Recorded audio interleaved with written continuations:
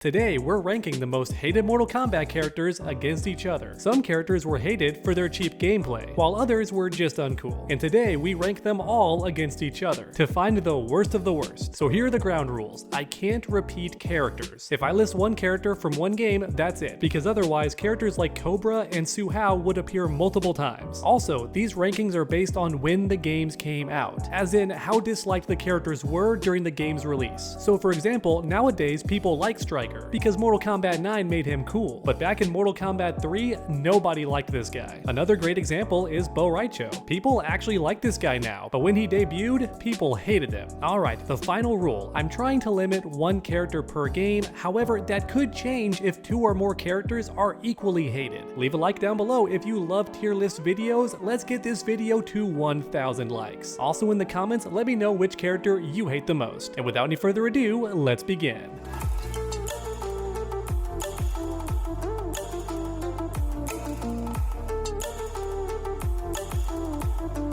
Starting off with the very first Mortal Kombat, and in this game I don't think any character is bad, but for this video I have to name a character, so it's Kano. I would argue he's the least cool character in this game because his fun personality had not started yet. After the 1995 movie, everyone loved Kano, but when he debuted, he was the least interesting character. He throws knives and tucks into a ball, so compared to other characters with actual superpowers, Kano seems kinda lame. But thankfully in the modern day, most people love Kano. Next up is Mortal Kombat 2, a really hard choice. This roster is a banger. I don't think there's one bad character in this game. But again, today's video demands I list one character. And honestly, it's most likely Johnny, because everyone else just has cooler designs. You've got ninjas, warrior monks, and then movie star. So I would say Johnny Cage goes in the least cool category, because he's still cool, but just the least interesting of Mortal Kombat 2. Next up is Mortal Kombat 3, and this one's easy. It's Striker, because he's a regular cop. Not even a cop with superpowers. Keep in mind, even Johnny Cage has superpowers, but not Striker. He's a regular cop who dresses really dumb. Thankfully, Mortal Kombat 9 redeemed this guy, but at the time, Striker was so uncool that he disappeared until Armageddon. Midway had to bring him back for that game and completely redesigned him too, because they knew how unpopular Striker was. I bet some of you right now can't even pick out Striker. Where is he on screen? Do you even know? It's possible you don't, because Midway completely redesigned him. Next up is Mortal Kombat Trilogy, another difficult choice similar to MK2. I'm gonna have to say Motaro, because he's the weird horse guy. Nowadays there is some hype around Motaro, but that's mainly because he's missing for so many years, right? Back when he debuted, I feel like he was creepy as a boss character, but when it came to playing him, I feel like most players did not. Next up is Mortal Kombat 4, and this one is easy. Jarek. 100%